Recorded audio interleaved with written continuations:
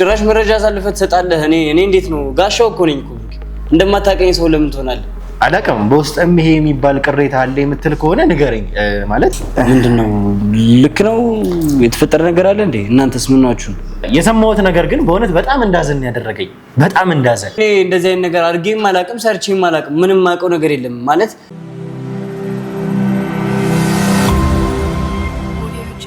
ሰላም ጤና ፍቅር ለእናንተ ይሁን ውድ ሀገሬ ልጆች ከሀገር ውስጥም ከሀገር ውጭም ሆናችሁ ይህንን ሾው የምትከታተሉ በሙሉ ሰላማችሁ እጅግ ብዝት ይበልኝ።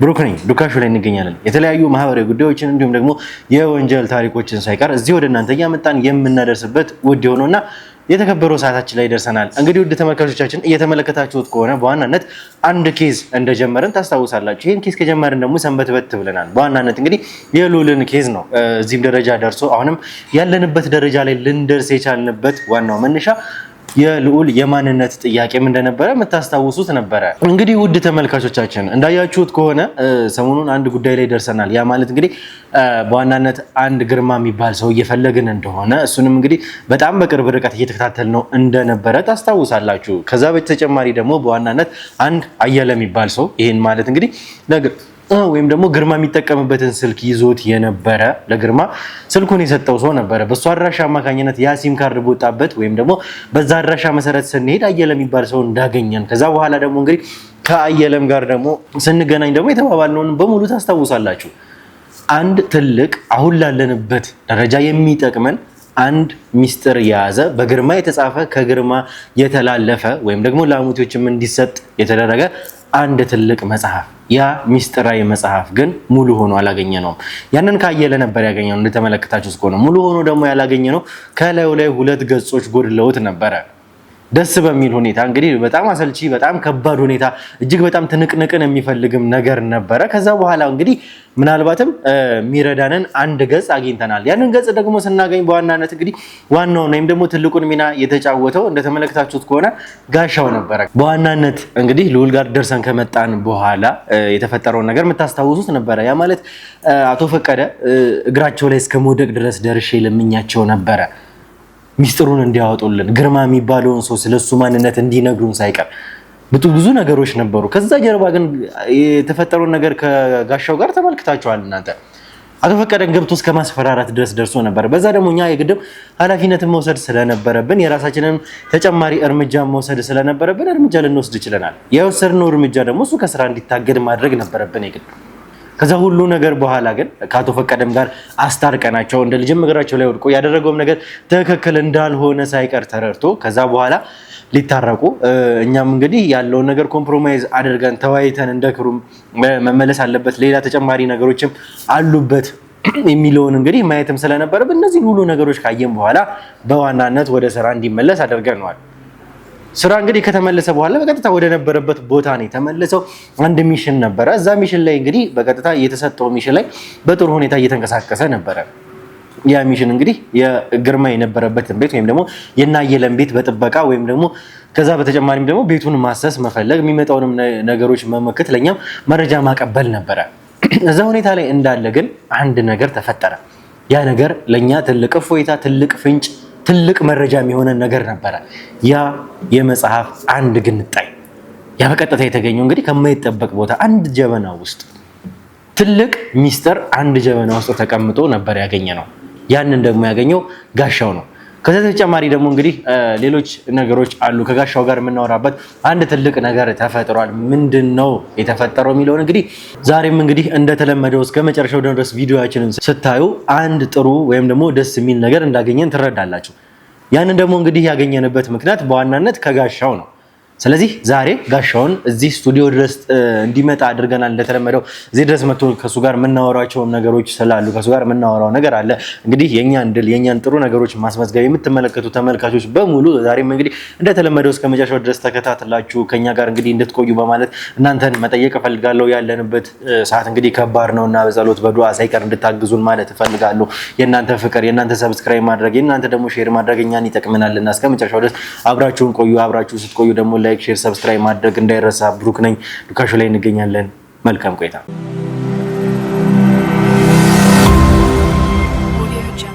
እሺ እንግዲህ ውድ ተመልካቾቻችን መግቢያውን ተመልክታችሁ ነበር። እንደምታውቁት እንግዲህ እዚህ ይዤላችሁ የመጣሁት ጋሻውን ነው። አሁን ላይ እንግዲህ እየሰራን ያሉትን ጉዳዮች ታውቃላችሁ፣ ያለውን ኬዝ በደንብ አድርጋችሁ ታስታውሳላችሁና እንግዲህ ጋሻው ከአንተ ጋር የተፈጠሩትን ነገሮች ትናንትን በደንብ አውርተን ነበረ እና ስለታገድክበትም ጉዳይ ሳይቀር በትክክል ታግደ ነበረ ከዚህ እና የታገድክበት ምክንያት ደግሞ ከአቶ ፈቀደ ጋር በነበረው ሰጥ አገባ ነው አይደለ? ከአቶ ፈቀደ ጋር ደግሞ አላስፈላጊ ነገሮች ነበሩ። እነዛ ሁሉ ነገሮች ግን አልፈው ከአንተ ጋር እንግዲህ ትናንትም ነግሬሃለሁ፣ ዛሬም ድጋሜ ነው ይህንን ነገር የምነግርህ። ከአንተ ጋር ደግሞ ከነበሩ ሁኔታ አንጻር ደግሞ ልትመለስ የቻልንበት ምክንያት እኛ ተወያይተንም ስለነበረ ነው። ሌላ ተጨማሪ ነገሮች አልነበሩብህም ጋሻው፣ በዛ ምክንያት ነው የተመለስክበት።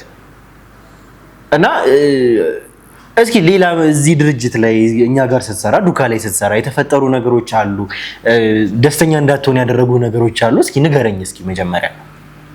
እኔ ትናንትም እንደነገርኩ ነው።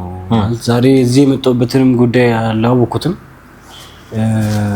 ያውና ስላልከኝ መምጣት ስላለብኝ ነው የመጣሁት እንጂ አሁን እዚህ መምጣቴም ለምን እንደመጣሁም አልገባኝም። እዛ ስራ ጥለን ነው ጥዬ ነው የመጣሁት። ያው ጥበቃ መደረግ ስላለበት ማግኘትም ያለብን ነገር ወዲያው ማግኘት ስላለብን እዛ ጋር መጠበቅ ያለብኝን መስራት ያለብኝን ኃላፊነቴን ይሰራው ነበርና አጋጣሚ ያው ናስትለኝ ሰው ተክቼ ነው የመጣሁት። አውቃለሁ ስለ ስራውም ጉዳይማ ነው ስራት እንደመጣህም አውቃለሁኝ። ግን እኔ ጋሻው የሆነ በውስጥህ የሚያዝከው ነገር ካለ እዚህ ጋር ካሜራም በቀኝ ደግሞ እንድትናገርም የፈለኩት የተለየም ነገር ካለ እንድትነግረኝም ስለፈለኩ ነው። ያ ማለት እንግዲህ አላውቅም በውስጥም ይሄ የሚባል ቅሬታ አለ የምትል ከሆነ ንገረኝ። ማለት አብረን ስንሰራ እንደ ወንድም እንደ ጓደኛ ነው እየሰራን ያለ ነው እንጂ እንደ ስራ ባልደረባም ብቻ አይደለም ዱካ ላይ የምንሰራው። ከአንተም ጋር ከዚህም በፊት በነበሩት ሁኔታዎች ላይ ጥሩ ግንኙነት ነበረን፣ ጥሩ ወዳጅነት ነበረን። ከስራም ባሻገር እንግዲህ በጣም ብዙ ነገሮችን እዚህ ላይ እንደ ስራም ቦታም ሳይቀር የራሴም ነው ብለህ ደግሞ ውለታም ጨምር ደስ ብሎም እንደምትሰራ ነበረ የማውቀው። አሁን የተፈጠረ ነገር ካለ ወይም ደግሞ ስራው ደስ እንዳይልህ የሚያደርግ ከሆነ ውስጤ እንደዚህ ሆኗል፣ ይሄ ነገር ቅር ብሎኛል የምትለኝ ነገር ካለ እስኪ በግልጽ ንገረኝ። እኔን መቼም የምትፈረኝም አይደለም። በእርግጥ እንከባበራለን፣ ታከብረኛለህ፣ አከብርሃለሁ። ከዛ ባሻገር ግን የልባችንን አውርተን በስነ ስርዓት እንደዚህ ተባብለን አስተያየት ተሰጣተን ነው የምንለያየው አይደለ?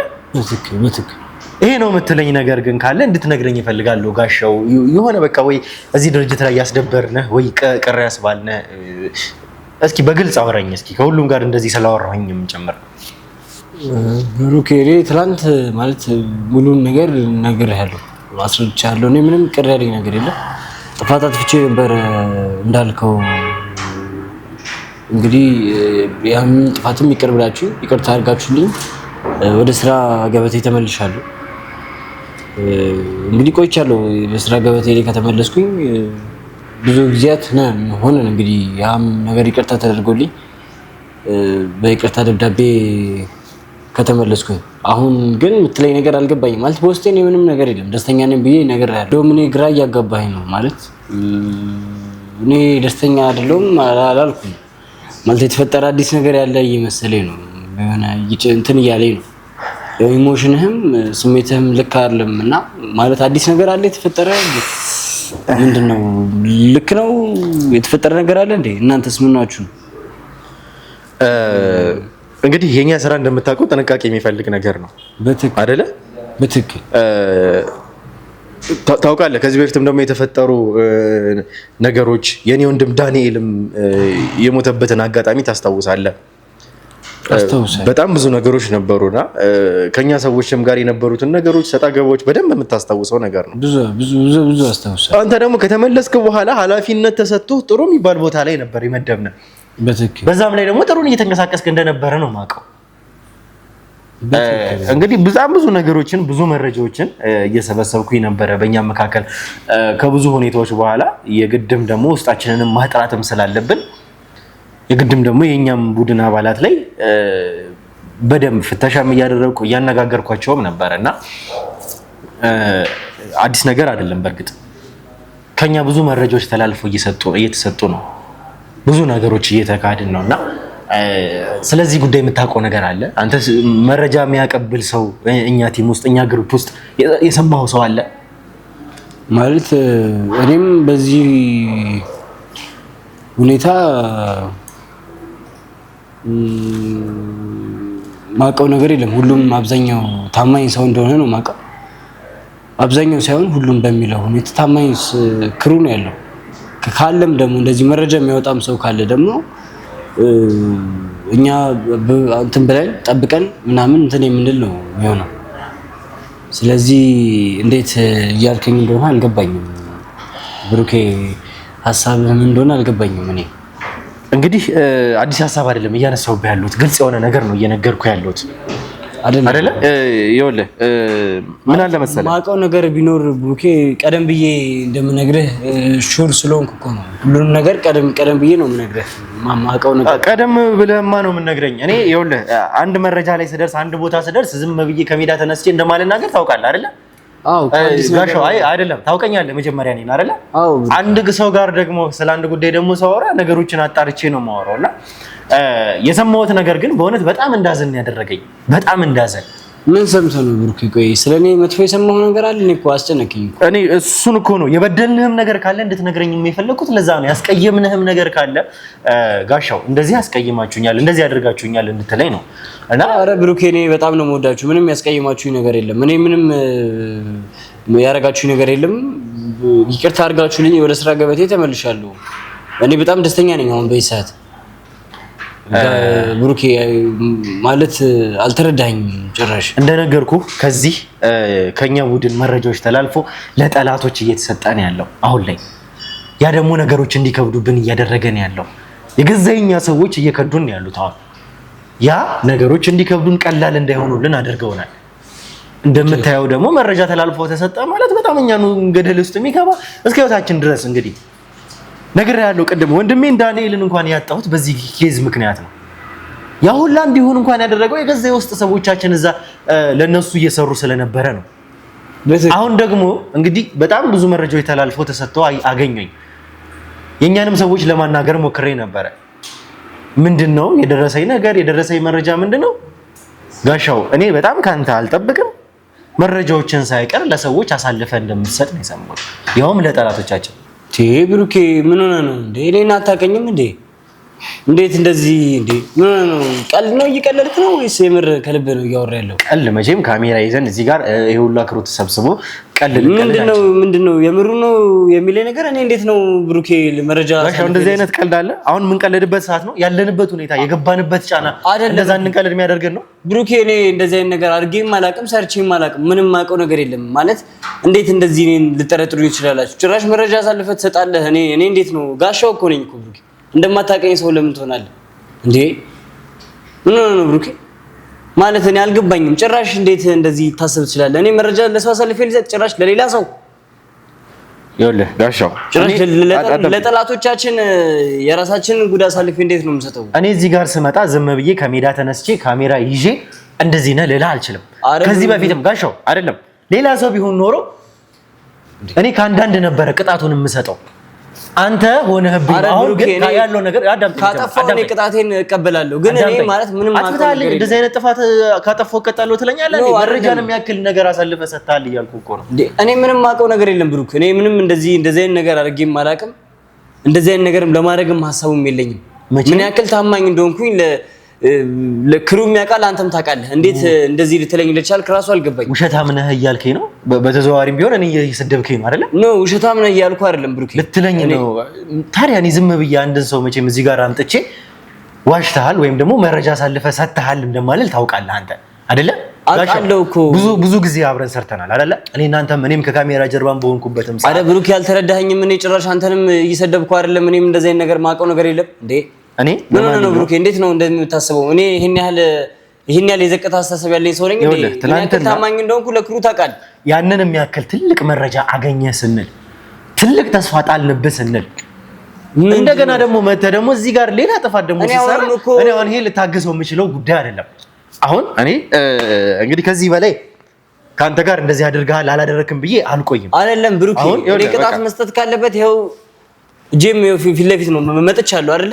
ማድረግ ያለብህ የምታደርገውን ነገር አድርገኝ እንጂ እኔ እንደዚህ ማውቀው ነገር የለም። ምንም ያደረኩት ነገር የለም። እሱ የማይቀር ነገር ነው። ይሄ ቅጣትን መቀበል በቃ እኔ የፈለግከውን ነገር አድርገኝ እንጂ እንደዚህ ያስብለኝ። እኔ መረጃ አሳልፍ ሰጥቼም አላውቅም፣ አላስብም። የማላስበውን ያላረኩትን ነገር ለምን ባላረኩት ነገር ትወንጅለኛለህ? ይኸውልህ አሁን እንግዲህ ሰዎች እየጠበቁን ነው። ስራ አለን። እዛ ስራ ቦታ ላይ እንሄዳለን። ምንም እንዳልተፈጠረ እናንተ በሰላም ሄደን እንመጣለን። ከዛ ስንመለስ ግን ማድረግ ያለብንን ነገሮች በሙሉ እናደርጋለን። ከሻው እኔ ከዚህ በላይ ካንተ ጋር ምንም ልልህም አልችልም። አሁን ግን በሰላም ወደምንሄድበት የኛም ክሩ ስለተዘጋጀ ወደ ስራው እንሂድ። ከዛ ስንመለስ ግን እናንተ ማውራት ያለብንን እናወራለን። አይደለም ብሩኬ፣ አሁን እኔ ለምን ችግር የለውም ያለኝ ሄዳለሁ እንዴ? ችግር የለውም። አሁን እኔ እናንተ ከስራ ስንመለስ እናወራለን። እናንተ መኪናውን አዘጋጅታችኋል አይደል? መሄድ እንችላለን። ከዛ ስንመለስ እናወራለን እናንተ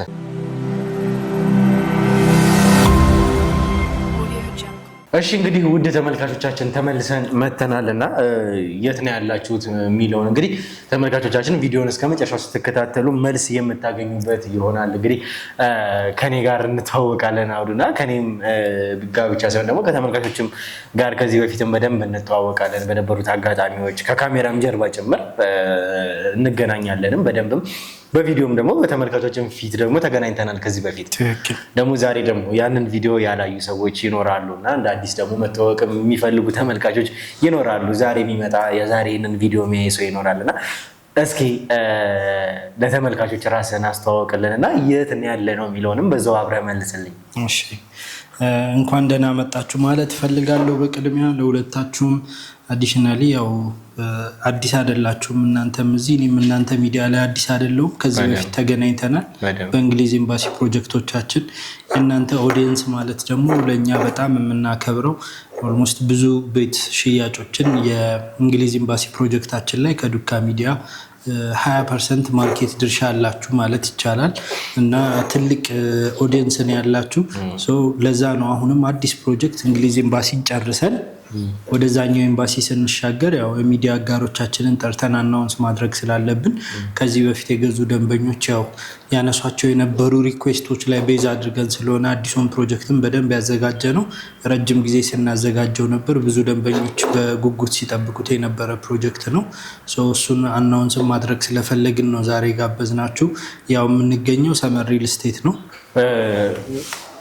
በጣም ደስ የሚል ገለጻ ነው። በጣም ቆንጆ ትውውቅ ነው ያደረክልኝ እና ተመልካቾችም እንግዲህ 20% ድርሻ ውላ አላችሁ እስከ ማለት ድረስ ከደረስኩ እንግዲህ ውድ ተመልካቾቻችን እዚህም ድረስ እንግዲህ የፈጠራችሁት ተጽዕኖ የፈጠርነው ተጽዕኖ ቀላል አይደለም እና በጣም በጣም ደስ የሚል ነገር ነው ይሄ ለእኛ እየነገርከኝም ያለሁት እና በጣም በምንሰራቸው ቪዲዮዎች አማካኝነት ይህን ያክል ኢንጌጅመንትም እንዳላችሁ ለእኛ መስማት ማለት በደንብ ትልቅ ነገር ነው እና እንግዲህ ሰመር ሪል ስቴት እንገኛለን እና አብዱ በጣም ከዚህ በፊትም ተመልካቾችም ያውቁሃል እና ሰመር ምንድን ነው ስራው ምንድን ነው የሚሰራውን ደግሞ የሚለውን ደግሞ እኛም በደንብ ማወቅ እንፈልጋለን። ተመልካቾችን በደንብ ማወቅ ይፈልጋሉ። እስኪ አንዳንድ ነገሮችን በለን ስለሱ። ኦኬ ሰመር ሪል ስቴት ያው ሪል ስቴት ዴቨሎፕመንት ካምፓኒ ነው። 1-4 ዓመት ይሆነዋል ፋውንድ ከተደረገ። ትውልደ ኢትዮጵያዊ የሆኑ አንድ ዲያስፖራ አገር ወዳድ ዲያስፖራ ናቸው ያቋቋሙት። አቶ ሳሙኤል ነጋ ይባላሉ። ስፔሻሊ በአሜሪካን ሀገር የሚኖሩ ዲያስፖራዎች በደንብ ያውቋቸዋል። ወደ 35 ዓመት የሚሆን የሞርጌጅ የቤቶች ብድር ቢዝነስ ላይ የራሳቸው ቬንቸር ነበራቸው። ብዙ ኢትዮጵያን ደግሞ በትራንስፖርቴሽን ዘርፍ አሜሪካን ሀገር ይንቀሳቀሳሉ። በዛም ሴክተር በጣም ሰክሰስፉል የሆኑ 2 ቬንቸሮች ነበሯቸው። እስከ 2008 ሪሴሽን ድረስ በደንብ ሰርቫይቭ ያደረጉ ቢዝነሶች ኢቭን ፋይናንሻል ክራይሲሱን መሻገር የቻሉ 2 ቢዝነሶችን ረን ያደርጉ ነበር። ከቅርብ ዓመት በፊት ደግሞ ወደ ኢትዮጵያ መጥተው በዋናነት ያው ዲያስፖራዎች ውጭ ሀገር የሚሰሩትን ገንዘብ በሀብት በንብረት በጥሪት ወደ ኢትዮጵያ ማምጣት እንደሚፈልጉ ያው ሁላችን የምናውቀው ነገር ነው። ሀገር ከመውደድ ሀገር ከማሳደግ ከብዙ ነገር አንጻር ነው የሚያዩት። ያው ሪታየር ስታደርግ መተህ የምትኖረው እዚህ ነው እንጂ ዘላለምን በስደት አትኖርም እና ከዛ አንጻር እዚህ ያሉትን ጋፖች ከቅርብ ወዳጆቻቸውም ራሳቸውን ፍላጎት አለመሟላት አለመሳካት አንፃር ትልቅ ክፍተት ስላዩበት ያው ችግር አይደል ሶሉሽን ሆኖ እንደ ቢዝነስ የሚመጣው ያን ሶሉሽን ክሬት አድርጌ ወደ ቢዝነስ አሳድጋለሁ በሚል ሀሳብ ነው ወደ ኢትዮጵያ የመጡት። ይህም ቢልዲንግ አሁን ያለንበትን ቢልዲንግ ፎር ዘ ፓስት 4 years መሬቱን አቴን ከማድረግ ጀምሮ ግንባታ ፍቃድ ከማውጣት ሪል ስቴት ላይሰንስ ዶኖ ለደንበኞች አድሬስ ከማድረግ ከመገንባት ፊኒሺንጉን አጠናቆ እስከ ማስረከብ ድረስ ትልልቅ የሚባሉ ቻሌንጆችን እንደ ዶላር ዲቫሉዌሽን አይነት ያሉ ቻሌንጆችን ተሻግሮ አሁን በምታየው ስታንዳርድ ልቅም ጥንቅቅ ተደርጎ እስከ ተሰራበት ድረስ የመጣ ካምፓኒ ነው ማለት ነው። ከዚህ በኋላ ደግሞ ይህንን ሲጨርስ አሳይመንቷን አለቀ። ወደ አሳይመንቱ ባለፈው የተገናኘንበት የእንግሊዝ ኤምባሲ ፕሮጀክት አለ። እሱን ደግሞ ግንባታውን በጥሩ ሁኔታ እያስኬድን ነው። አዲሽናሊ ሽያጩን በመጨረሳችን ምክንያት 3ኛ ፕሮጀክት ላውንች ማድረግ ስላለብን በጣም ፕራይም የሚባል ሎኬሽን ላይ ወደ ቡልጋሪያ ሪሊዝ አድርገናል። ሳይመልቲኒየስሊ 3 ፕሮጀክቶችን እየሸጠ ያለ አንዱን ፕሮጀክት ገንብቶ ያጠናቀቀ ለሁሉም ደንበኞች ቤቶቻቸውን ያስረከበ፣ ሁለተኛውን ፕሮጀክት በጥሩ ሁኔታ እየገነባ ያለ፣ 3ኛ ፕሮጀክቱን ደግሞ ዛሬ ላይ በዚህ ሚዲያ አናውንስ የሚያደርግ ካምፓኒ ነው ሰመር ሪል ስቴት። ሰመር ሪል ስቴት ያው ዲዛይኖችን ያሰራል፣ ቦታዎችን ያለማል፣ ግንባታዎችን በጥራትና ስሙዝ በሆኑ መንገዶች ይሰራል። የቤት ችግርን ለመቅረፍ የሚሰራ አንድ ዴቨሎፕመንት ካምፓኒ ነው። በጣም ጃያንት የሚባል ሪል ስቴት ዴቨሎፕመንት ካምፓኒ ሳይሆን ያው ለደንበኞች የሸጠውን ያህል በደንብ እንትን ለማድረግ አድሬስ ለማድረግ ፍላጎታቸውን ለማሟላት በመጣር ላይ ያለ ካምፓኒ ነው። ወደፊት ቀስ እያልን እንግዲህ እንደ ሌሎቹ በደንብ እንትን የምንልበት ሁኔታ ይኖራል።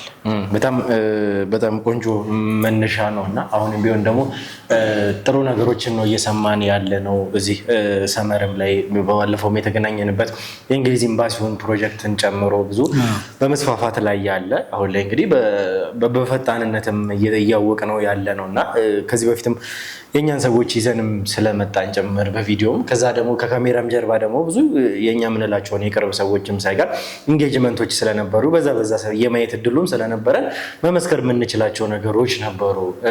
እስቲ እንግዲህ ምናልባትም ሰመርም እንደ ሰመር ምን የተለየ ነገር አለው፣ ምን የተለየ ነገር ይዞ መጣለን የሚለውን ደግሞ የራሱን አድቫንቴጆች ምንላቸውን ነገሮች እስኪ ተመልካቾችም እንዲያውቁት ደግሞ ምክንያቱም ማርኬቱ ላይ ብዙ የሚወዳደሩ ነገሮች ስላሉ ከዛ አንጻር በተቻለው ሁኔታ እስኪ ምን የተለየ ነገር ይዞልን መጣ ሰመር፣ ምን አዲስ ነገር አለ የሚለውን እስኪ ብንነግረን በዛው።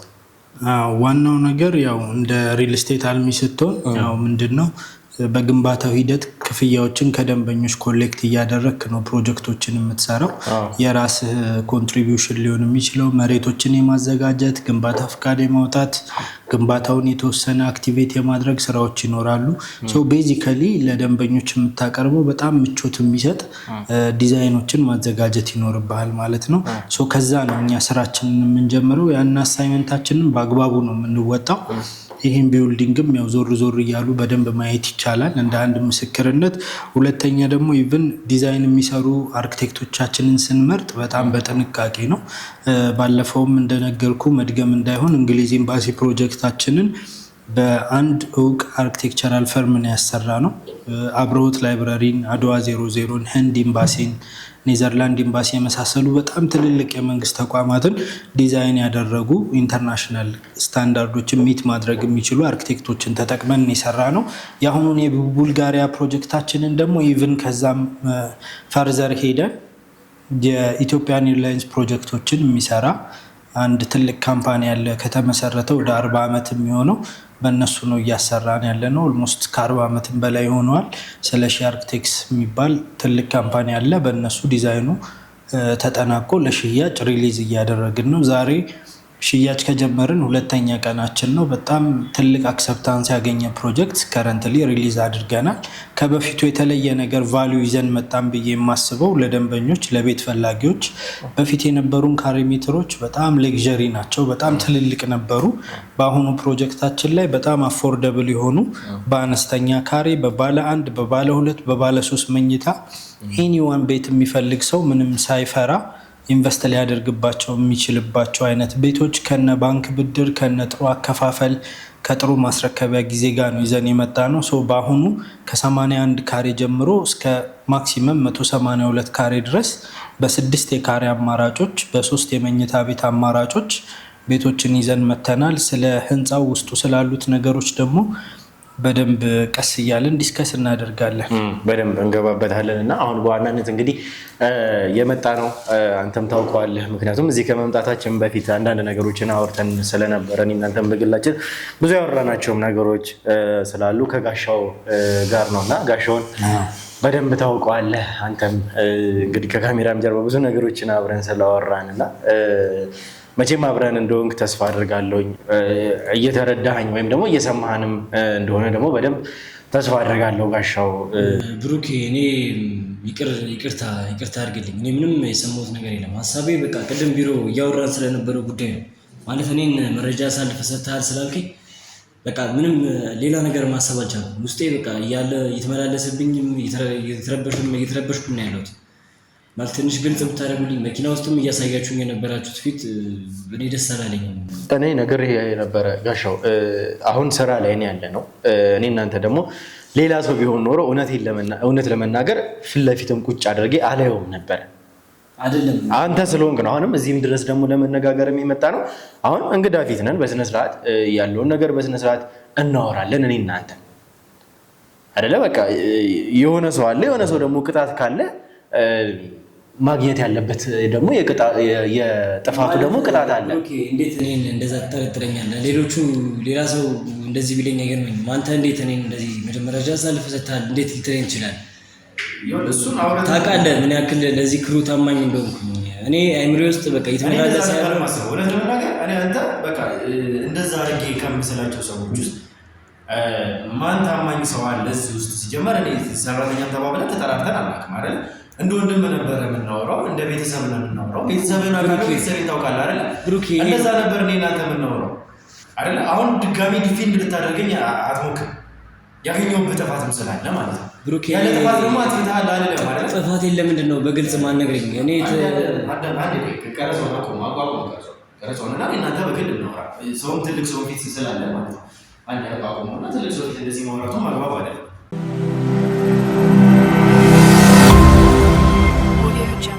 እሺ እንግዲህ ተመልሰን መተናል ተመልካቾች፣ እና የነበሩት ነገሮች አንዳንድ ነገሮች እንዳንስማማም ስላደረጉን ከጋሻውን ጋር የነበሩትን ነገሮች ቀረጻ ማስቆም ስለነበረብን ነው። ጥልቅ ማለት ስላልፈለግኩ ነው። በመሀል ላይ ኢንተርፊር እንዳላረጋችሁ ብዬ ነው። ያው እናንተ በኋላ ዲስከስ ታደርጉበታላችሁ። እኔን አስቀምጣችሁም ይሄን ያህል ትጨቃጨቃላችሁ ብዬ አላሰብኩም ነበር። ግን አይ ቲንክ እሱ ታማኝ ሰራተኛችሁ ይመስለኛል እንደኔ ሂሳቤ እስካሁንም ከማየው እና ትንሽ ብሩኬ ተረጋጋና በኋላ በሰከነ መንፈስ በደንብ ዲስከስ ታደርጋላችሁ፣ ትፈቱታላችሁ። እኔ እና እሱ በግል እናወራለን። አሁን ስራ ላይ ነን። እንደዚህም ደግሞ ሰው ፊትም እንደዚህ አናወራም እና ያለው ነገር በኋላ የምንቀጥል ይሆናልና በመጀመሪያ እንግዲህ በጣም እንግዲህ ስለረበሽን ይቅርታ ማለት እፈልጋለሁ።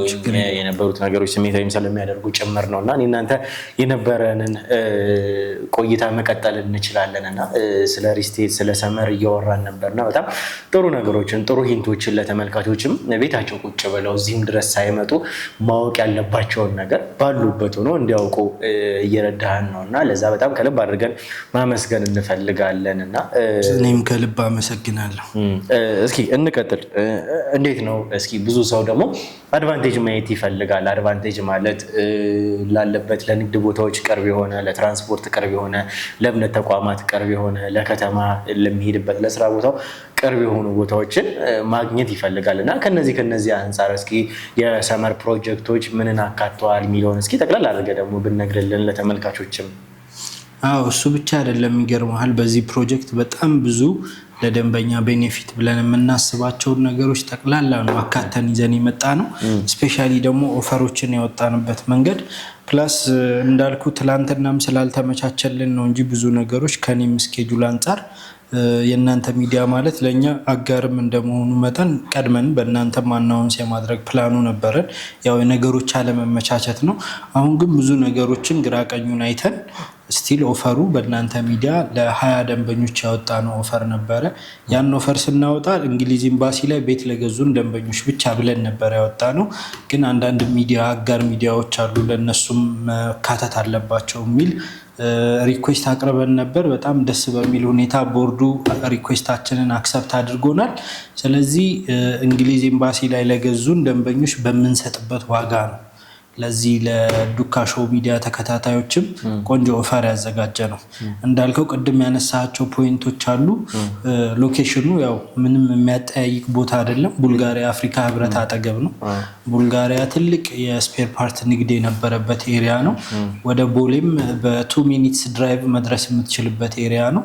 በጣም ምርጥ አይን የሆነ ቦታ ሎኬሽን ነው። የከተማውን ብርት ማለት ትችላለህ። ከዚህም በኋላ የሚሰሩት የኮሪደር ልማት አክቲቪቲዎች እስካሁንም የተሰሩት ብዙ የኮሪደር መስመሮች የሚነኩት ኤሪያ ነው። በጣም የለማ ኤሪያ ነው። ከቤት ላይ ሆነ በጣም ፐርፌክት የሆኑ የከተማ እይታዎች ይኖረዋል። ከቤቱ ለሁሉም ነገር ፕሮክሲሚቲ ይኖረሃል። ፕላስ ደግሞ ያ ኤሪያ አፍሪካ ህብረትን በመኖሩ ምክንያት በጣም ዲፕሎማቲክ የሆነ ህብ ነው። ያው ሳር ቤት ብስራተ ገብርኤል የምታውቀው ከሆነ ብዙ ኤምባሲዎች ያሉበት ኤሪያ ነው። ዲፕሎማቶች በየጊዜው ወደ ሀገር ውስጥ ይመጣሉ ማለት ነው። አንድ ኤምባሲ ውስጥ ባይዘዌ አንድ ዲፕሎማት ከ1 ዓመት በላይ መስራት አይችልም። በሌሎች ዲፕሎማቶች ሪፕሌስ ይደረጋል። በየአመቱ ሰርኩሌት የሚያደርግ ኢንተርናሽናል ሶሳይቲ ወደ አዲስ አበባ የሚገባ አለ። አሁን ደግሞ በተለያዩ ቢዝነስ ኦፖርቹኒቲዎች ሊበራላይዝ የተደረጉ ኦፕን የንግድ መስመሮች ምክንያት ብዙ የውጭ ዜጎች ኢትዮጵያ ላይ አዲስ አበባ ላይ ስፔሻሊ ኢንቨስት እያደረጉን ያሉት እና እዚህ ኤሪያ ላይ 1 ካሬ ሜትር ቦታ ኦን አደረክ ማለት በጣም ትልቅ ኢንቨስትመንት ነው። በዶላር ልታከራየው ትችላለህ። ብትነግድበትም በጣም ትርፋማ ነው የምትሆነው እና አንደኛ ሎኬሽን ፒክ ስናደርግ ትክክለኛውን ሎኬሽን ነው ፒክ ያደረግነው ብለን ነው ምናምነው። በደንብ ረጅም ጊዜ ወሰደ ጥናት ስላደረግንበት። ሱቅም ቤትም ነው አንድ ላይ ይዘን የመጣ ነው አማራጭ። ሱቅም በትንንሽ ካሬ ሜትር ኦልሞስት የ6 ወር ኪራይ የሱቅ ኪራይ በምትከፍልበት አማውንት ዳውን ፔመንት በ15% ዳውን ፔመንት የሱቅ ባለቤት መሆን ትችላለህ። ግራውንድ ፍሎር ላይ 60 ሜትር ሜን ሮድ ላይ የቄራ መስመር ላይ ጥሩ የስፔር ፓርት አክቲቪቲ ያለበት መስመር ላይ ሌሎችም ንግዶች ኦን ብታደረግ እዛ መስመር ላይ ኤኒቲንግ ሰክሰስፉል ትሆናለህ። እንደ አፓርትመንት ደግሞ ከ80 ካሬ ጀምሮ በትንሽ ብር በ780 ሺህ ብር 10% ዳውን ፔመንት ኦን ልታደርገው የምትችለው ቤት ነው ቡልጋሪያ ላይ ይዘን የመጣ ነው እና ይህን 780 ሺህ ብር ከፍለህ ቀሪውን ክፍያ በግንባታው ሂደት መሰረት መክፈል ትችላለህ። አጠቃላይ ፕራይሱ 7.8 ነው። ይህን ስናደርግ ደግሞ ወደ 800 ሺህ ብር የሚሆን ቅናሽ አሁን ላንተ የምነግርህ ፓኬጅ ለዚህ ሚዲያ ተከታታዮች አድርገናል ከዚህ ቤት ላይ ማለት ነው። ይሄ ከ1 ቤድሩም ላይ ያደረግነው ነው። ወደ 3 ቤድሩሞቹ ስትሄድ ደግሞ እስከ 2 ሚሊዮን ብር የሚሆኑ ቅናሾችን ደንበኞች ኢንተርቴን ማድረግ ይችላሉ። ስለዚህ በጣም ምርጥ ኦፈሮችን ነው ይዘን የመጣ ነው። ቢልዲንጉ ላይም ብዙ ያካተትናቸው አሜኒቲዎች ፋሲሊቲዎች አሉ። እነሱንም እናያቸዋለን አንድ በአንድ። እነዚህ ነገሮች ነው ይዘን የመጣ ነው። በጣም ኤክሳይቲንግ ነን እኛ። ትላንትና ለብዙ ደንበኞች እንግሊዝ ኤምባሲ ቤት ለገዙ ደንበኞች ብዙ ቤቶችን አድሬስ አድርገናል። በእናንተ የሚመጡትን ሰዎች እንደዛው ለማስተናገድ ዝግጅታችንን ጨርሰናል። እንደዛን የተዘጋጀ ነው። በጣም ቆንጆ በጣም አሪፍ ገለጻ ነው እና ከዛ ባሻገር እንግዲህ ስለ ሰራውንዲንጉ አወራንና እስኪ ስለ ኢንፍራስትራክቸሩ ስላለበት ሁኔታ ስለ ሁኔታዎቹ ማለት የተመቻቸ ሁኔታውን ይፈልጋል ሰው ከአንድ ቤት ውስጥ እና ስለነዚህ ሁኔታዎች መኪና ማቆሚያን ጨምሮና እስኪ ስለነዚህ ሁኔታዎች ደግሞ ገለጻ ፈልጋለሁ። ያው አንድ መሀል ከተማ ላይ እንደተገነባ አፓርትመንት ብዙ ነገሮችን ለማሟላት ችለናል። ያው ይህንን ነገር ለማሟላት የምትሄድበት ርቀት ምን ያህል ነው የሚለውን ቅድም አርኪቴክት ስንመርጥ ምን አይነት አርኪቴክት ፕሪፈር እንዳደረግን ነግሬሃለሁ። ኦልሞስት ስካይላይት ሆቴልን የሰራ አርኪቴክት ፈርም ነው ፕሪፈር ያደረግነው። ያው በጣም ብዙ ኮስት ያደርገናል። ባይዘዌ ብዙ አዲስ አበባ ላይ ያሉ ሪል ስቴቶች ይህን ያህል ወጪ አያወጡም ዲዛይን ለማሰራት። ፐርፌክትሊ ኦልሞስት በሆቴል አፓርትመንት ስታንዳርድ ነው የምንሰራው። ስለዚህ በደንብ ልቅም ጥንቅቅ ተደርጎ የተሰራ አፓርትመንት ነው የሚሆነው። 5 ቤዝመንት ይኖረዋል። ለመኪና ማቆሚያ ከ120 በላይ መኪኖች ይይዛል። ከአፓርትመንቶቹ ቁጥር በላይ የሆነ የመኪና ማቆሚያ ይኖረናል ማለት ነው። እያንዳንዱ ፍሎር ላይ ለእያንዳንዱ ኮርነር ለ3 ለ4 መኪና የሚሆን የኤሌክትሪክ መኪናዎች ቻርጅ ማድረጊያ ይኖረናል። አዲሽናሊ ከመኪና ማቆሚያም በተረፈ ታች የከርሰ ምድር ውሃ ይኖረናል ከነ ስቶሬጁ ወደ ላይ በፓምፕ ሄድና ተጣርቶ ነው ወደ ታች ዲስትሪቢዩት የሚደረገው የውሃም አገልግሎት ችግር አይኖርም ማለት ነው። እነዚህ ሁለት ነገሮች ሙሉ ለሙሉ ይሟላሉ። ባካፕ ጀነሬተሮች ከነ ሊፍት ይኖራል 4 ሊፍቶች ይኖራሉ። አት ዘ ሴም ታይም ባካፕ ጀነሬተር ይኖራል።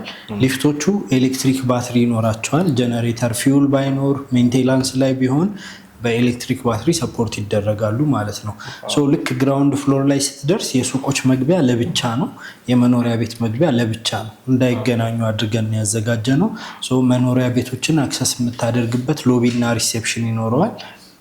ሱቆችም የምትገባበት ሎቢ ይኖረዋል ማለት ነው። ሴኪሪቲ ጋርድ፣ ሪሴፕሽን፣ ሲሲቲቪ ካሜራ ሲስተም ምናምን ይኖራል ኤቭሪቲንግ።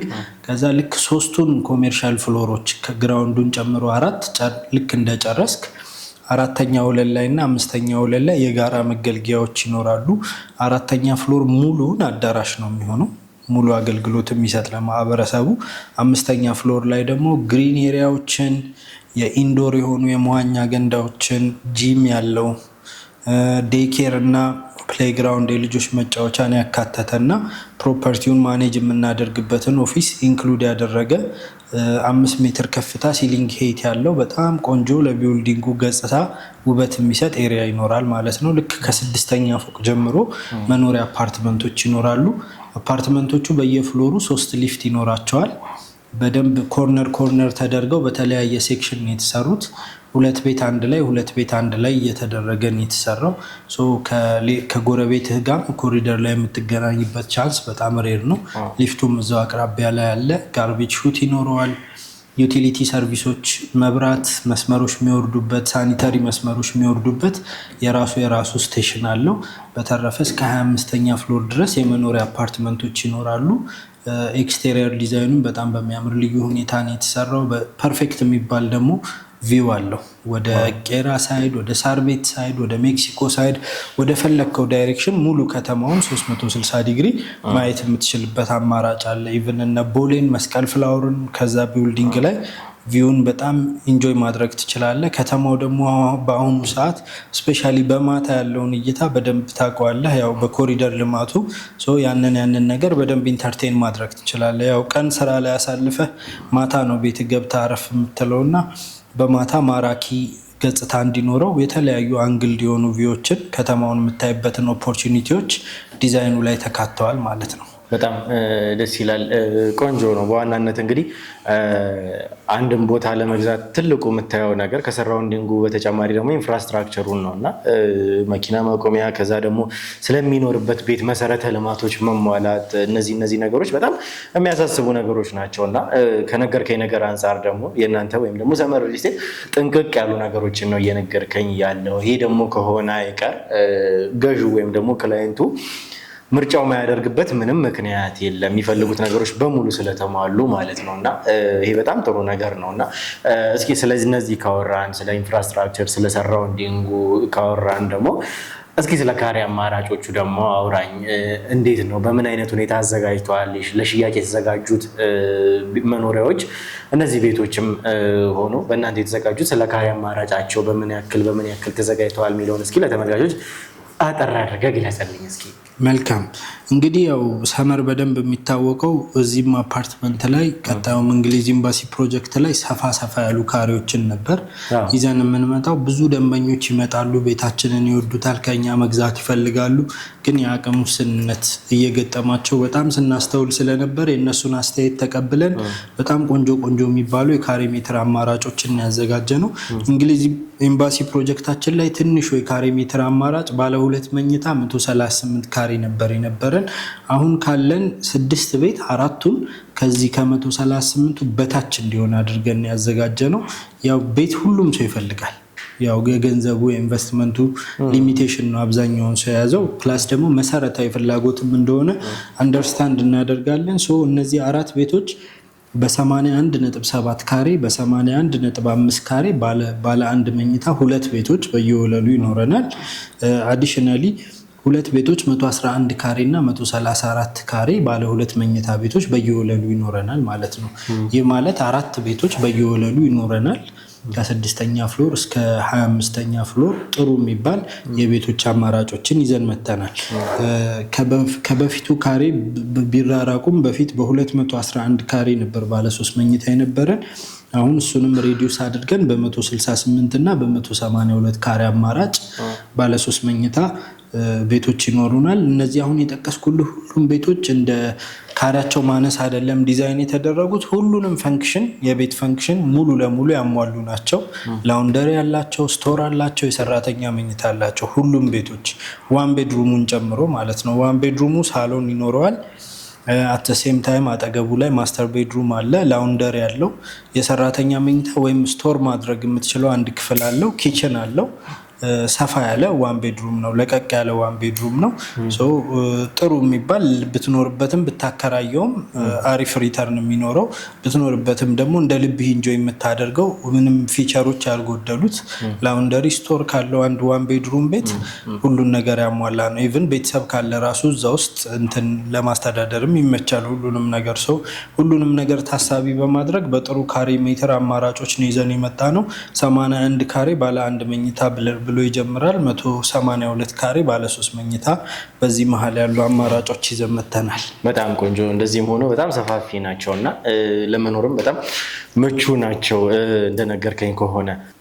ከዚህም በተጨማሪ ደግሞ እንግዲህ ተመልካቾች በዋናነት እዚህ ደግሞ የመጣ ነው ከጋሻው ጋር ነውና ምናልባትም አሁንም ቢሆን ከኛ ጋር እንድትሆን እፈልጋለሁኝ። አትኩሮትን ጥሞናህን በሙሉ ወደኛ እንድትመልሰው እፈልጋለሁኝ እና ከአብዱም ጋር ከካሜራ ጀርባ እዚህም ከመምጣታችን በፊት አውርተናል ከኛም ክሮ አባላት ጋር እና እንግዲህ የነበሩትን ነገሮች ኮንሰንትሬት አድርገህ እንድትሰማም የፈለግኩት ለዚህ ነበረ። ምናልባትም አንተ ከዚህ በፊት ባወራናቸው ነገሮች ተጠምደህ ነበረ፣ ግን ምንድን ነው የተፈጠረው? እዚህ እኛ ካወራን በኋላ በአንዳንድ የእኛ የዱካ ሾው ተመልካቾች ጥያቄ ወይም ደግሞ ኢንጌጅመንት መሰረት ለጋሻው የሚሆን ከአብዱ ጋር ካወራናቸው ቡልጋሪያ ሳይት ላይ 81 ካሬ ባለ አንድ መኝታ የመኖሪያ ቤት ስጦታ ለአንተ ተበርክቶልሃል ማለት ነው።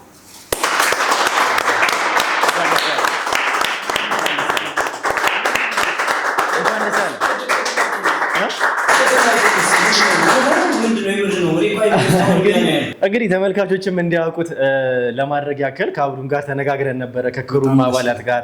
አዎ አንተ ምንም አይነት እንዳታውቅ ሰርፕራይዝ ለማድረግ ነው የነበረውን ነገር የፈጠርነው። ምንም አይነት የወጣ መረጃ የለም በአንተ በኩል። እኛ በጥንቃቄ እንደምንሰራ ታውቃለህ። ግን የኛ ውድ ተመልካቾቻችን ለአንተ ለሰራው ስራ እንግዲህ በውስጥ አውርተውን ነበረ። ለአንተ 81 ካሬ ባለ አንድ መኝታ ቡልጋሪያ ሳይት ላይ ስጦታ ተበርክቶልሃል። እንኳን ደስ ያለህ።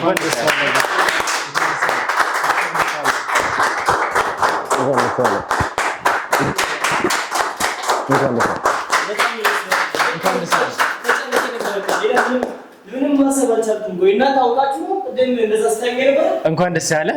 እንግዲህ ምንም እንዳታውቅ የተፈጠረ እንግዲህ እኔ ራሱ በመሀል በጣም ላለመስነካት እየጣርኩ ነበር። የጨነቀኝ ዱርኪ ስላልገባህ እኮ ነው። በጣም ምክንያቱም እኔ በታማኝነት ነው የምታወቀው እና ጭራሽ በጣም ጨንቄ ነበር። ግን የምራችሁ ነው ቤት ለኔ የምር ሰጥቶኝ ነው። እንግዲህ ይሄ የተረጋገጠ ነገር ነው።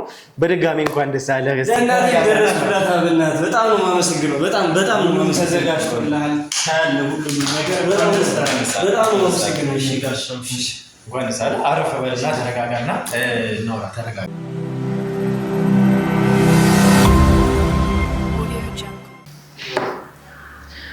እሺ እንግዲህ ተመልካቾቻችን ተመልሰን መተናል እና ጋሻውንም የግድ ደግሞ ማረጋገጥ ምናምን ደግሞ እንዲቀበል ማድረግ ነበረብን። እኔ እውነት ለመናገር በጣም በቃ ላለማስነቃት የተቻለኝን እየጣርኩኝ የሚቆጣ ሰውም ለመምሰል በጣም እየጣርኩኝ ነበርና እንዳልተናገርክ ተስፋ አደርጋለሁ። ብሩኬ ምንም በቃ ምንም መጠርጠር አልቻልኩም። ሁላችሁም እኮ ነው የተቀየራችሁልኝ እኮ በቃ ፊታችሁን በጣም ነው የሚያስፈራው። አንተም ደግሞ እንደዚህ ተናግረኝ በቃ ካጠፋው ነው ገባ እንደዚህ የምትናገረኝና በቃ የምር ያጠፋው ነው መሰለኝ። ማን ነው እንደዚህ በምን በኩል መረጃ ወጥቶ ነው እንዴት እኔ ላወጣ እችላለሁ? እኔ እኮ በቃ ምንም ማሰብ አልቻልኩም፣ መስማት አልቻልኩም። ቅድም እንዳየኸኝ ነው ተጨንቄ ነበር በጣም ላዝ እያለ እንዴ በጣም ደስታ ነው የተሰማኝ። እንዴ እኔ በጣም ነው በቃ የደነቀኝ። በጣም የሆነ ታምር ነው የሆነብኝ። በጣም ደስ የሚል ነገር ነው ማለት በቃ ለእናቴም የምላት ነገር ይሄን ነው። በቃ ቤት አንድ ቤት እንተልልሻለሁ፣ እደርስልሻለሁ በቃ ትንሽ ጊዜ ታገሽ ምናምን። ይሄም የኛም ስራ እንደምታውቀው ከባድ ስለሆነ በቃ ስራውን ተው እንደዚህ አድርግ በዚህ ስራ አማካኝነት ግን እኔ ቤት አገኛለሁ ብዬ በጣም አስቤ ጭራሽ አላውቅም ነው የምልህ ብሩክ። እንግዲህ በጣም ደስ ያለ ናቸው። ይሄንን እነሱን በጣም ከልብ አድርገን ማመስገን እፈልጋለሁኝ እና እንግዲህ ስላደረግከው ነገር ቪዲዮውን ከተመለከቱ በኋላ ነው እኛንም በውስጥ አወሩን ከአብዱም ጋር ኮንታክት አድርገው ከዛ በኋላ ነው ነገሮችን እንግዲህ በውስጥ እኛ ማስኬድ የቻልነው እና ተመልካቾች ናቸው ይሄ እንዲሆን ያደረጉት እና በጣም ትልቅ ክሬዲቱን ትልቁን ክብር እንዲያገኙ የምፈልገው እነሱ ነው። ፈጣሪ ያክብርልኝ። እነሱንም በጣም ነው የምር ለኔ እንደዚህ አስበው እንደዚህ ማለት እኛ ብዙ ጠላቶች እንዳሉ ደግሞ እንደዚህ የሚወዱን ብዙ ሰዎች አሉ ማለት ነው። በጣም ነው የማመሰግነው። ይሄው ተመልካች ታስቼ በጣም ነው የማመሰግነው። በጣም እንግዲህ መቀጠል እንችላለን እና ብሎ የነበረው ነገር ስሜታዊም ስለሚያደርግ እውነት ሁላችንም ስሜታዊ ያደርግ ነበር እና ረጅም ደቂቃ ነው እንደውም ከካሜራም ጀርባ የፈጀ ነው ለእኛም እሱንም ለማረጋጋት እና ደስ ብሎናል። እስኪ የተሰማህን ንገረኝና በዛው ደግሞ ስለ አከፋፈል ሂደቱ በዋናነትም ደግሞ ስለ ጋሻውም ክፍያ ጨምሮ ስለነበሩትም ስለነገርከን ካሬዎች አከፋፈል በዋናነት የሚመለከቱ ተመልካቾች አሉና እንዴት ልክፈል ግራ የገባዋል እና ሰመር ለዚህ ምን አስቧል የሚባለውንም እንግዲህ ጠቅላላ አድርገህ እንድትነግረኝ የፈለግኩኝ። ኦኬ ኮሚኒኬሽኑን ለጋሻውን ቤት ለመግዛት ማሰባቸውን ቀድሞ ሲነግሩኝ ቆይ አዲሱ ሳይት ላይ ቢሆንላችሁ ይሻላል ብዬ ሆልድ አድርጌው ነው እንጂ ረዘም ያላለ ጊዜ ሲያወሩኝ ነበር እነሱም አንተ ካገናኘኝ በኋላ ማለት ነው። ስለዚህ ያው አነስ ያለ ካሬ እንዲሆን ዋን ቤድሩም እንዲሆን ተጨማሪ ክፍያም እንዳይኖርበት እነዚህ ስጋቶች ስለነበረባቸው እነሱ ለዛ ነው ሆልድ አድርገን የነበረው። ፋይናሊ ተሳክቶልን እኛም ባለ አንድ መኝታውን ለገበያ ማቅረብ ችለናል። ለጋሻው ያደረግንለት ነገር ምንድነው? በካሬ 98,000 ስንሸጥ የነበረውን በካሬ 82,000 አድርገንላቸው በዛ ነው ፋይናላይዝ ያደረጉት። 17,000 ብር በካሬ ቅናሽ አድርገናል ማለት ነው። ስለዚህ 1.3 ከአጠቃላይ ሂሳቡ ላይ ቅናሽ አድርገን ነው እኛም የበኩላችንን ድርሻ አበርክተናል ብዬ አስባለሁ። ማንም ሰው ቤት እንዲኖረው ስለሆነ የምንደክመው ኦፈሮችን እንዲጥሩ እያደረግን ስፔሻሊ ለአጋር ለምንላቸው ሚዲያዎች እናዘጋጃለን። ስለዚህ 8,017,000 ብር የነበረውን ቤት በ6.7 ነው ለጋሻ ያደረግንለት። እነሱ ያደረጉት 50%ን ከፍለውለታል። 3.3 ሚሊዮን አካባቢ ነው ክፍያ ያደረጉልህ። ቀሪው 3.3 ብለህ ደግሞ እንዳትጨናነቅ ሰመር የሚያመቻቸው 50% የባንክ ብድር አለ። በሱ ቤቱን እያከራየህ ቀሪውን ክፍያ መክፈል ትችላለህ። ከፈለክ ደግሞ እየኖርክበት አሁን ለኪራይ የምታወጡት ወጪ ላይ የተወሰነ ጨምረህ መንዝሊ መክፈል ትችላለህ ማለት ነው። ይሄ አማራጭ ተመቻችቶ ነው ያለቀለት። በባንክ ነው ያያያዝንለት። ውሉም ተዘጋጅቷል። እዚህ ጋር ይፈርማል። ድሮይንጉም ኤቭሪቲንግ አለ። ስለዚህ ሙሉ ለሙሉ ቁልፍን እስክትረከብ ብቻ ትንሽ ጊዜ መታገስ ነው። እንደዚህ ሙሉ ለሙሉ ያለቀ ቤት ባይሆንም ሴሚ ፊኒሽድ በሚባል ደረጃ ቤትን ጥንቅቅ ልቅም አድርገን ሰርተን እናስረክባለን። አሁን ካለህበት አካባቢ የተሻለ ነው ብዬ አስባለሁ። ቡልጋሪያ ላይ የቤት ባለቤት ትሆናለህ በቅርቡ ማለት ነው። በጣም ነው የማመሰግነው። እኔ በቃ ተአምር ነው የሆነብኝ። በጣም ነው በቃ ይኸው እንግዲህ ማውራት ራሱ እየከበደኝ። ተመልካቾችን በደንብ ማመስገን ያለብህ እነሱ ነው። እነሱ ናቸው ትልቁ ሚና የተጫወቱት። እኛ እሱም የኮሚኒኬሽን ስራ፣ እኔም ደግሞ ለሁሉም ሰው የማደርገውን ነገር ነው። ስፔሻሊ ቀድማችሁ እንደመምጣታችሁ ቤተሰብ እንደመሆናችሁ ለአንተም ለስጦታ የሚበረከት ቤት መሆኑን አውቀን ያደረግናቸው ነገሮች ውስን ናቸው። ግን እነሱ ብሩን አሰባስበው በርከት ብለው በግሩፕ ሆነው ይህንን ሀሳብ ባያመጡ ኖሮ ዛሬ ላንገናኝ የምንችል ነበር እና ትልቁን ክሬዲት የሚወስዱት እነሱ ናቸው ብዬ አስባለሁ። እነሱን አመስግን። በጣም አመሰግናለሁ ተመልካቾች። ለሱ የተከፈለው 50% ነው ብያለሁ። ግን ሁሉም ሰው 50% መክፈል አይጠበቅበትም። 10% መክፈል ይችላል። ስለዚህ አሁን ያሉን አማራጮች 81.7 ካሬ በ7.3 ሚሊዮን ብር ቶታል ፕራይስ በ733,000 ብር 10% ቅድሚያ ክፍያ ከኛ መግዛት ይችላሉ። 81.55 ካሬ ያንተን ቤት ማለት ነው 7,320,732 ከፍለው 10% ቀሪውን በግንባታ ሂደት ለመክፈል መግዛት ይችላሉ። ባለ 2 መኝታ 111 ካሬ በ9.9 ሚሊዮን ብር ቅድሚያ ክፍያ በ999,000 ብር ማግኘት ይችላሉ። ባለ 2 መኝታ ሰፋ ያለ ደግሞ በ12.1 ሚሊዮን በ1 ሚሊዮን 210 ሺህ ብር ማግኘት ይችላሉ። ባለ 3 መኝታ 168 ካሬ በ15.1 ሚሊዮን በ1 ሚሊዮን 516 ሺህ ብር ቅድሚያ ክፍያ ማግኘት ይችላሉ። 182.6 ካሬ በ16.3 ሚሊዮን በ1 ሚሊዮን 639 ሺህ ብር ቅድሚያ ክፍያ የቤት ባለቤት መሆን ይችላሉ። ቀሪውን ክፍያ በግንባታው ሂደት መሰረት አይዘር በየ7 ወሩ ወር በየ8 ወሩ እየከፈሉ ማጠናቀቅ ይችላሉ። ሙሉ ካሽም መክፈል ይችላሉ። ግማሹን ልክ እንዳንተ በባንክም አድርገው ሳይጨናነቁ እያከራዩ መክፈል ይችላሉ ማለት ነው። እነዚህን አማራጮች ሁሉ አቅርበናል። አዲሽናሊ ደግሞ የንግድ እንቅስቃሴ ላይ መሰማራት ለሚፈልጉ ሰዎች ከግራውንድ ፍሎር እስከ 3ኛ ፍሎር ከ25 ካሬ እስከ 70 ካሬ 50 ሺህ ብር የካሬ ሜትር ቅናሽ ዋጋ አድርገን ሱቆችን አዘጋጅተናል። በካሬ ሜትር 400 ሺህ ብር ብቻ ግራውንድ ፍሎር ላይ ከ25 ካሬ እስከ 70 ካሬ ቅድሚያ ክፍያውን 15% አድርገው ከኛ ሱቆችን ማግኘት ይችላሉ። እንግዲህ ቡልጋሪያ በጣም ስፔር ፓርት ንግድ የነበረበት ኤሪያ ነው። ትንሽ 6 ካሬ የምትሆን ሱቅ እስከ 100 ሺህ ብር ድረስ የሚከራይበት ኤሪያ ነው። በ6 ወር የኪራዩ ገንዘብ ሱቅ ኦን ማድረግ የምትችልበት ኦፖርቹኒቲ ሰመራ አመቻችቷል። ይህንም እድል መጠቀም ይችላል ማንም ፈላጊ የሆነ ሰው ማለት ነው። በጣም ደስ የሚል አማራጭ ነው እና ከዛ በተጨማሪ ደግሞ አከፋፈሉም ላይ ደግሞ የባንክ ብድርም ደግሞ መመቻቸቱ ለብዙ ክላይንቶች ደግሞ እፎይ የሚያደርግ ነገር ነው እና ቀስ ብሎ እንግዲህ አቅሙ በፈቀደ እያከራየው መክፈል ይችላል። ያ በጣም ትልቅ እፎይታ ነው። እንደው እስኪ በመጨረሻም ጊዜያችንም እየሄደ ስለሆነ የግድም እኛም መሄድ ስላለብን ቀረ የምትለው ማጠቃለል አለብኝ ማንሳት አለብኝ የምትለው ነገርም ካለ እስኪ ያውዱ እድሉን ልስጥህ። እኔ ሜንሊ ያሉትን ነገሮች አብዛኛውን ነገር ጨርሻለሁ። 1-2-3 ደቂቃ እንውሰድና 16ኛ ፎቅ ላይ ኦልሬዲ ሙሉ ለሙሉ ያጠናቀቅነው ቤት አለ። እሱም ባሳያችሁና የምንሰራበትንም ደረጃ በደንብ ሀሳቡን ብትወስዱት ደስ ይለኛል። ወደዛ እንሂድና ላሳያችሁ።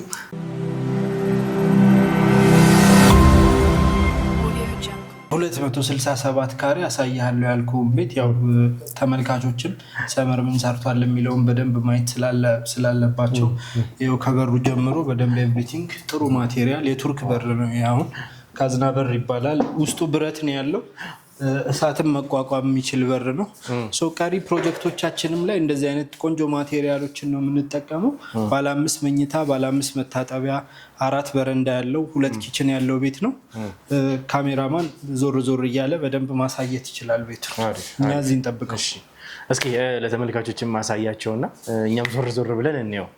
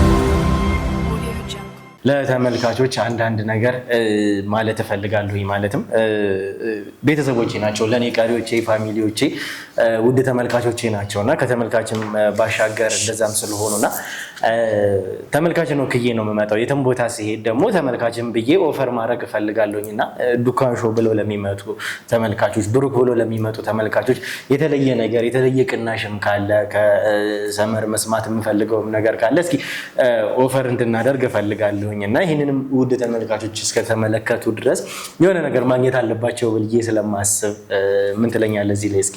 ኦኬ እኛ ያው የእንግሊዝ ኤምባሲውም እዚህም ፕሮጀክት ላይ በጣም ብዙ ኮንትሮቨርሻል የሆኑ ነገሮች ነበሩት እስክናስረክብ ድረስ። ለምሳሌ እንደ ዶላር ዲቫሉዌሽን አይነት ቻሌንጆች ገጥመውናል። እነዛን ነገሮች ቻሌንጁን ወደ ደንበኛ አንወስድም፣ ራሳችን የምንችለውን ያቅም አብዞርቭ ለማድረግ እንሞክራለን። እዚህ ቢውልዲንግ ላይ እና እንግሊዝ ኤምባሲ ሳይት ላይ በእኛ አገልግሎት የረኩ ደንበኞች ሲያመጡት የነበረውን ጥያቄ ለመመለስ ነው። ያን ቦታም ሴኪዩር አድርገን ኢቭን ሾሪንጉን ሰርተን ጨርሰናል። ለእነሱ ያዘጋጀነውን ኦፈር ለበፊት ደንበኞቻችን ለአንተ ሚዲያ አዲስ ለሚመጡ ሰዎች ለመስጠት ከቦርዱ ጋር ተነጋግረን ጨርሰናል።